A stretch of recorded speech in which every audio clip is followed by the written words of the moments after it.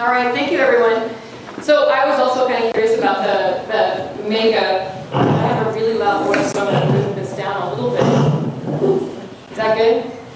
I tend to get louder as I go. I get excited and I talk really loud. So regarding rules and regulations, the majority of what I'm going to talk about today are specifically applicable to dairy producers, but I'll also make a connection between livestock rules and regulations and dairy rules and regulations, because there is some crossover. And to start that conversation, I want to talk a little bit about how we got to where we are today. And it actually all starts with EPA's Clean Water Act.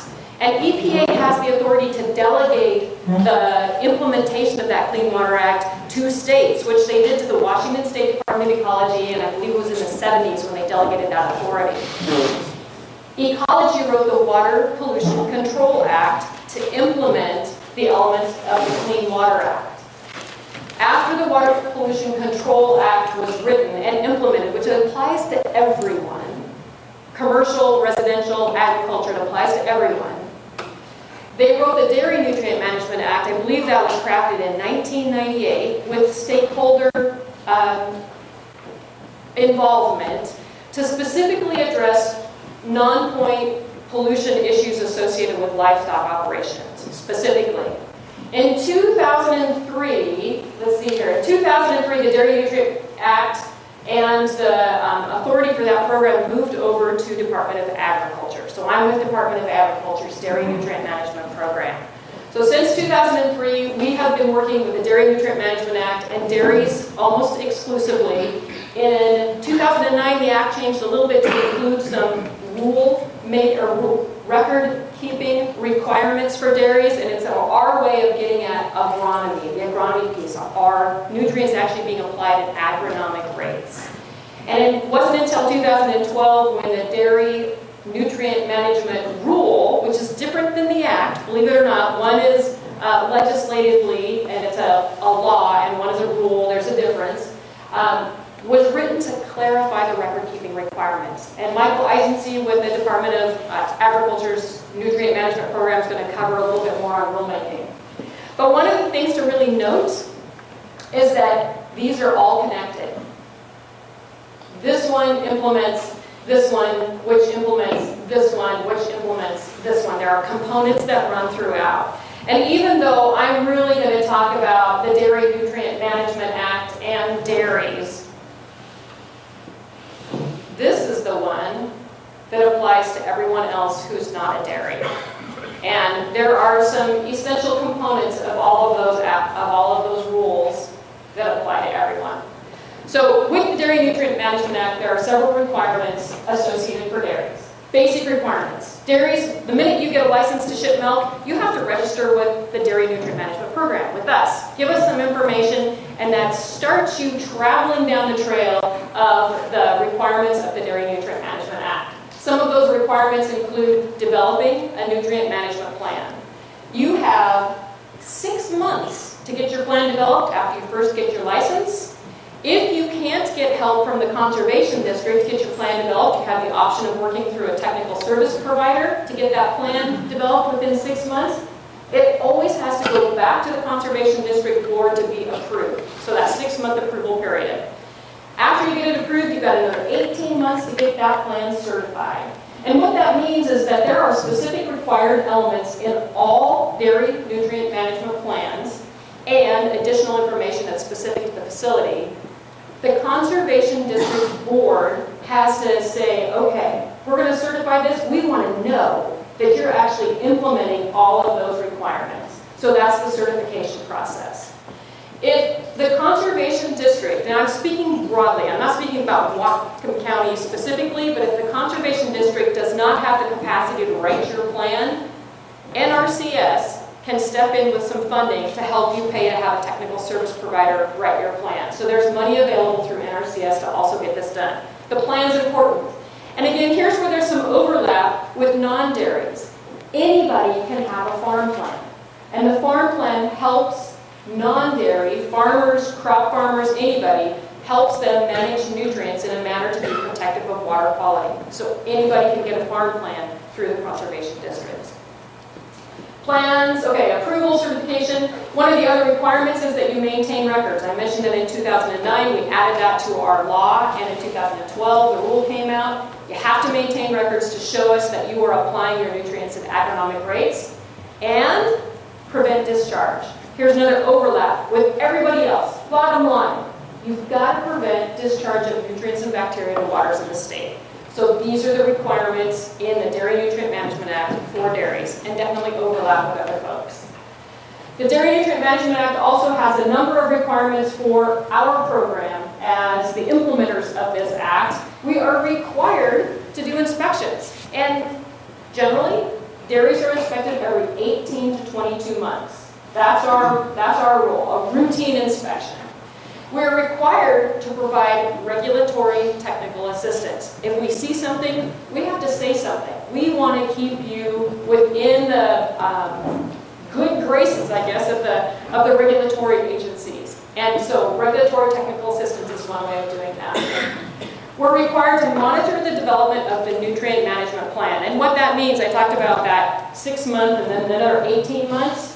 If you don't get your plan approved and then certified, there's actually a compliance path that we follow to kind of give you that little extra push. We really want to see that plan, and we want to see it certified because that tells us that the Conservation District Board is recognizing that you're implementing those elements of your plan. And those elements are what are showing us that you're being protective of groundwater and surface water. So monitor development of nutrient management plan. It doesn't mean we write your plan for you. Just means we're looking at where you are in the process. We are also required to do investigations. If there is an issue or concerned about violations, we do an investigation. And if a violation has been observed or it's been determined that there is one, we start down a compliance path with dairies. So again, agriculture and dairies. We are required to maintain a database of our interactions with dairies. Every inspection, every investigation, pretty much all of the communication, if it's in writing, it's being held. And there is a producer file, and there is a database of our interactions with the dairies that we keep. This is kind of cool, the penalty grant account. Okay, so not so cool how it's filled. Penalty should give you an idea. If there's a violation that occurs and we collect a penalty from a facility, it goes into this account. Now, Nicole mentioned that we did a similar program last year. That was partially funded from the penalty grant account. The monies that are collected through civil penalties to dairy go back out into the dairy world across Washington State, either through conservation districts, sometimes through WSU, and we do education and outreach targeted at dairies to improve or to provide information on how to better manage nutrients if possible. So penalty grant account. One of the things that we have in common across the state with all dairies is what we try to do when we go out and conduct inspections. Every inspector is a little bit different, and certainly up here in Whatcom County, you probably, if you're a dairy, you know Michael. He's been around for creeping up on 4 years now, so he's been out to all your farms. We are looking at your facility condition, specifically because we want to know how you are containing, collecting, and conveying that manure to proper storage. Are your curbs in place to make sure that manure is not slopping over the top and going down into a grassy or ditch or waterway? Are gutters up to help divert clean water to protect maybe your lagoon capacity? If the clean water is falling on manured areas and being collected and going into a lagoon, it may be compromising your ability to store that water for a sufficient amount of time to make sure you have a good application window later in the spring. So, facility condition, lagoons, we should be walking around the top of your lagoons if you have one. We're looking at how the bank is, the condition of the bank, we're looking at the slopes, we're looking at the capacity, especially if we're out there in the fall and your lagoon is up to here. We'll have some concerns about that because we may be concerned about the rest of the winter storage and a good application opportunity. Fields and filter strips, everything that we're looking at when we're on your farm, we're looking at how you're managing to keep your manure out of the water. Even the record keeping is a piece of that picture of how you're managing to keep the manure out of the water and applying at agronomic rates. So that's what the inspections are all about. Non-dairy farmers do not have the same requirement. They have the same rule, keep manure out of the water, do not discharge, but there is no inspection program associated with crop farmers or non-dairy farmers. We do investigations. A lot of times, now I noticed this when I was looking at my slides, this should actually be number one. Work with producers and other stakeholders when we do an investigation. So if an issue has been identified, we better be working with you, because we can't do our job unless you're there communicating with us and telling us, oh, maybe here's the problem. We want to solve the issue. So we work with our producers. We may be reviewing your records. If there is an application issue, we look at the application records. We may pull water quality samples. And then if an issue is identified, the field inspectors, of which I am also one, we write a recommendation for enforcement. The recommendation for enforcement comes to the Olympia office, and at the Olympia office we work with the field inspectors to decide whether in fact the recommendation is appropriate, and we move forward with that recommendation, which is either usually for a notice of correction, informal enforcement, or a notice of penalty. So that's how we move forward. Now, there is this very specific compliance path. And again, here's where there's a little bit of overlap. We have very specific requirements that we go through before we ever get to a penalty phase. And those requirements, or these requirements, are the same for non-dairy. So if you are non-dairy, if you're a crop farmer, if you're another livestock farmer, your authority, or the regulatory authority, is Department of Ecology. And if ecology identifies an issue on your non-dairy farm, then they follow these exact same steps. They identify the issue, they work with the producer, they have to start with regulatory technical assistance unless it's truly an egregious intentional violation, and they go through these steps. So these first three steps right here, regulatory assistance, warning letter, notice of correction, those are progressively worse issues. You know, we've identified something, we've talked to you about it, it's not been fixed, you get a warning letter, it's still not been fixed, the field inspector writes a recommendation for enforcement and it turns into a notice of correction. It's still all informal enforcement. So you're like, informal enforcement, what are you going to do about it? The good thing is that because it's progressive, it gets progressively more scary looking. We spend more time developing the story behind a notice of correction. It's sometimes reviewed by our Attorney General. We're starting to build a case, and we're serious that this is an issue that is posing problems and needs to be addressed right now. And guess what? For the folks that get up to this level of notice of correction, they've pretty much got the idea.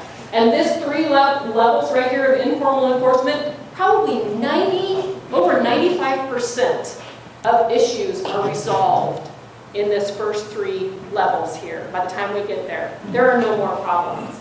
A few facilities drop into the formal enforcement, which is the immediate action order and notice of penalty phase. Immediate action order can be handy. We don't usually use that very much. We can usually get those immediate action orders out the door pretty quickly because we write them and we say, here's a problem, you've got to stop it right now. It takes a little bit longer to develop a notice of penalty. Obviously the issue is more serious, but we have notices of penalty associated with record-keeping violations and with discharges to waters in the state. So there's two different kinds of notices of penalty.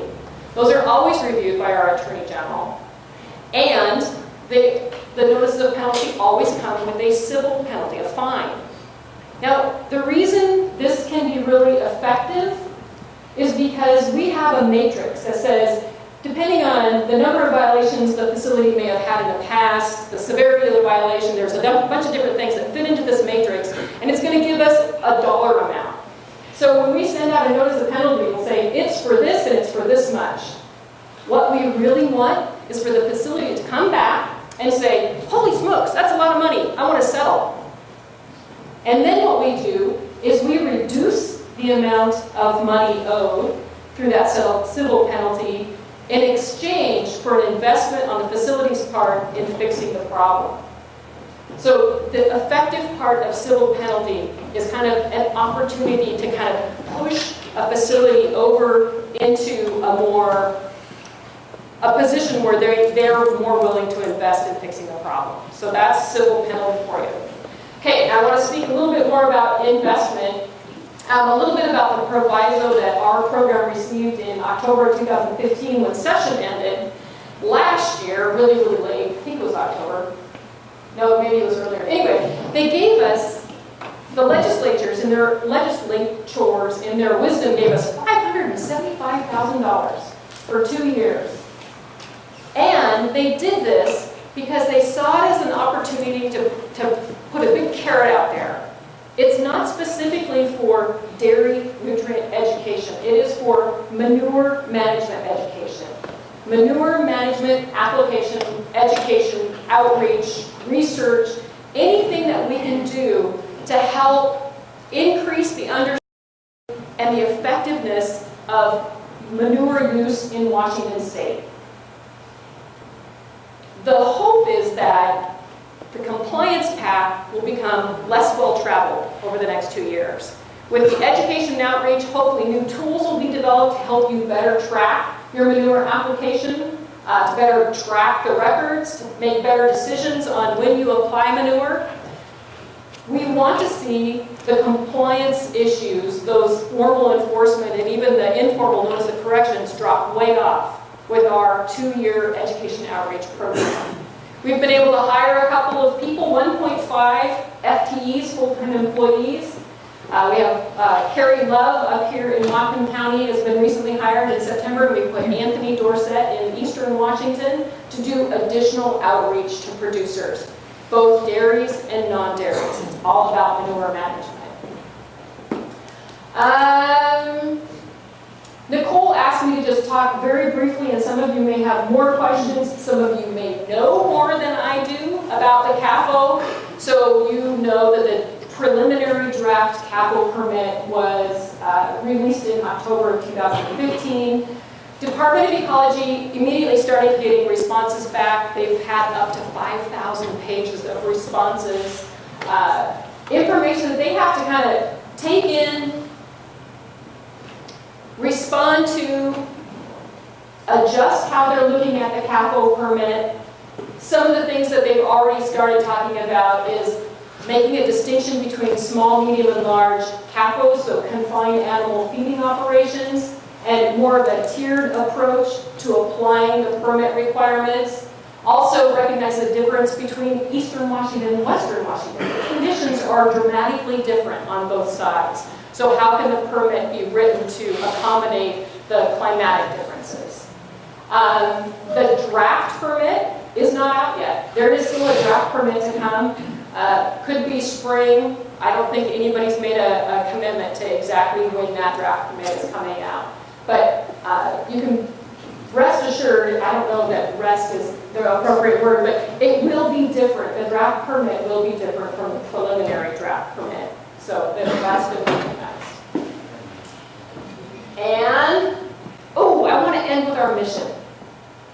Our program has a mission to not only protect water quality from livestock nutrient discharges, but we also have a mission to help maintain a healthy agricultural business climate in Washington State. And that's kind of unique, in my opinion. It's difficult sometimes. I mean, sometimes the purposes are not always completely perfectly aligned, but it's one of the things that makes us an advocate for agriculture, and it's one of the reasons why we spend so much time and energy trying to educate and provide that regulatory and technical assistance. We want to see you succeed. So with that, I am done. I don't know if I have more time.